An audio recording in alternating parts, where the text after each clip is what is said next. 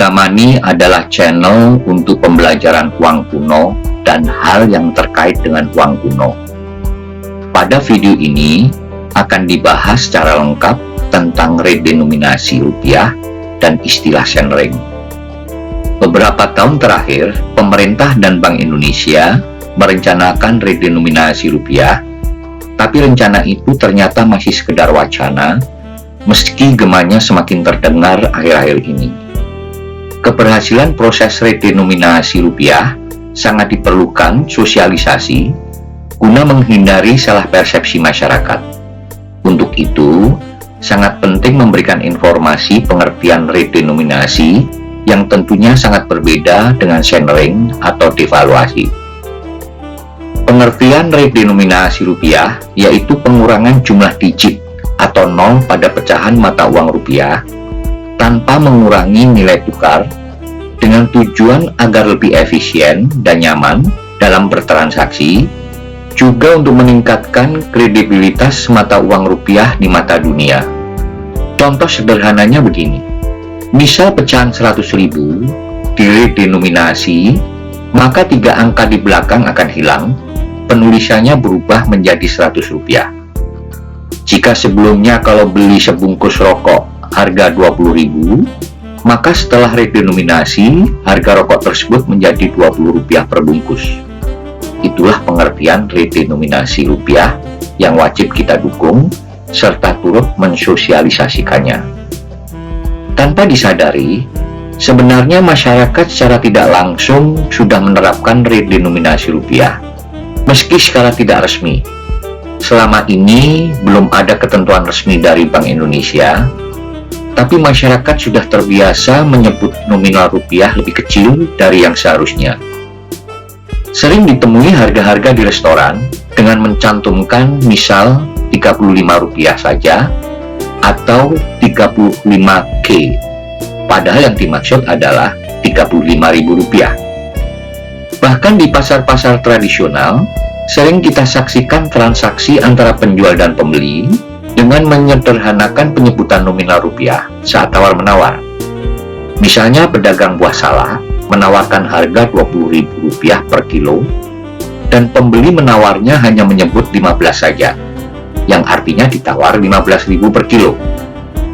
Kalau kita lihat juga uang kertas peringatan nominal 75.000, dengan mencantumkan angka 75 sangat menonjol, sedangkan angka 0 jauh lebih kecil, sehingga sekilas hanya terlihat angka 75 saja.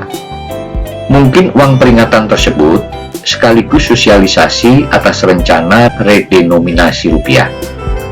Singkatnya, redenominasi dapat menjadi hal yang positif dan menguntungkan. Di sisi lain, redenominasi bisa saja dianggap merugikan apabila masyarakat belum teredukasi tentang pengertian redenominasi karena sering disalahartikan dengan Senreng atau devaluasi.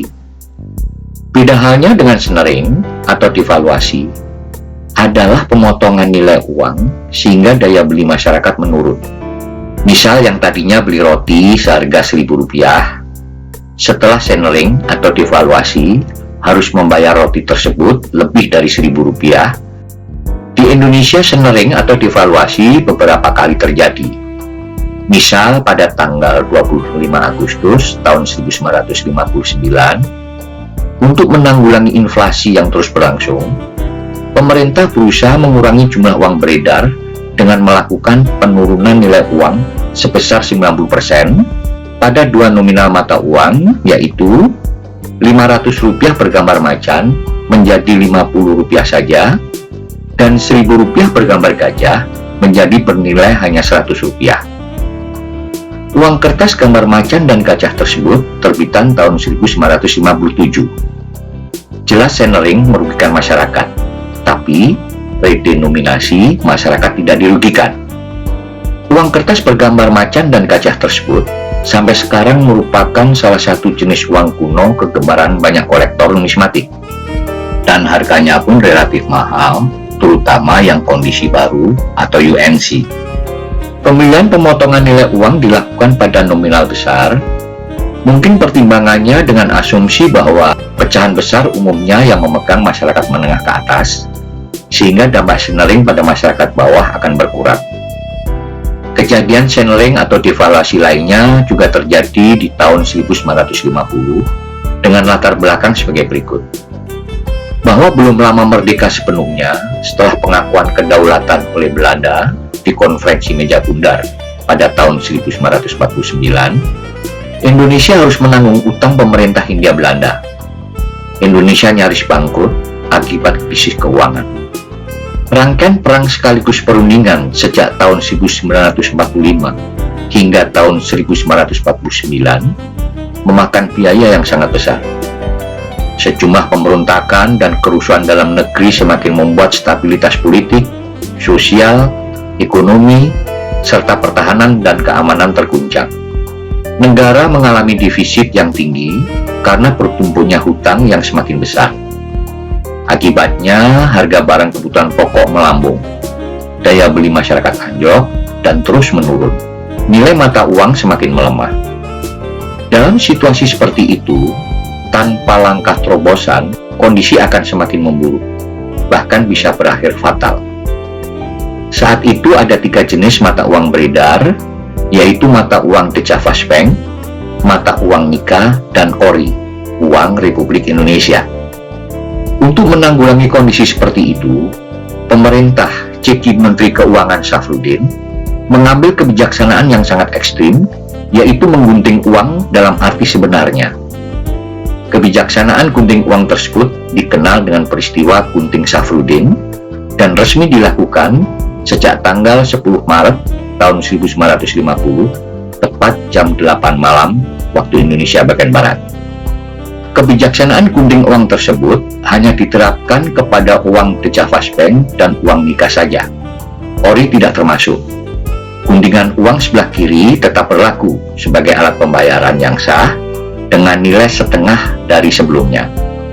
Sedangkan guntingan sebelah kanan tidak berlaku, tapi dapat ditukar dengan obligasi negara sebesar setengah dari nilai sebelumnya dan akan dibayar 30 tahun kemudian dengan bunga 3% per tahun.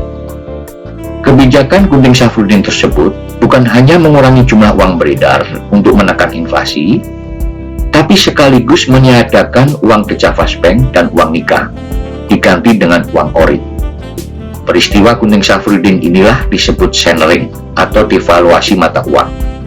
Dengan demikian, jelaslah perbedaan antara redenominasi yang sama sekali tidak merugikan masyarakat dan channeling yang sangat merugikan masyarakat. Semoga informasi ini bermanfaat. Terima kasih.